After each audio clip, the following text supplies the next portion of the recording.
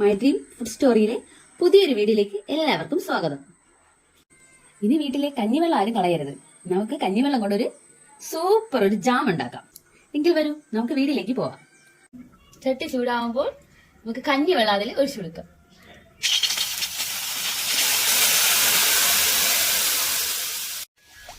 കഞ്ഞിവെള്ളത്തെ നമുക്ക് നന്നായി ഒന്ന് കുറുക്കിയെടുക്കാം.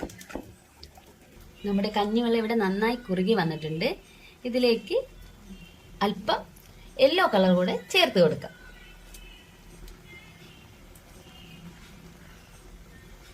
നന്നായി ഒന്ന് ഇളക്കി ചേർക്കുക. നമ്മുടെ കഞ്ഞിവെള്ളത്തിന്റെ കളർ തന്നെ മാറി വന്നിട്ടുണ്ട്. ഇനി ഇതിലേക്ക് നമുക്ക് പഞ്ചസാരയും ഏലക്കയും കൂടെ പൊടിച്ചത് കൂടെ ചേർത്ത് കൊടുക്കാം. ഇത് പഞ്ചസാരയും ഏലക്കയും പൊടിച്ചതാണ്. നമുക്കിതിലേക്ക് ചേർത്ത് കൊടുക്കാം. മധുരത്തിന് ആവശ്യമായി.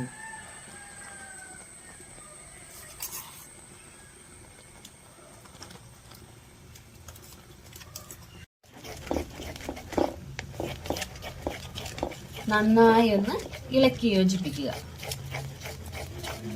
ഇതില് ഒരു ചെറിയ സ്പൂണിൽ നെയ്യ് കൂടെ ചേർത്ത് കൊടുക്കാം. കഞ്ഞിവെള്ളം കൊണ്ടുള്ള നമ്മുടെ ജാം ഇവിടെ റെഡി ആയിട്ടുണ്ട്.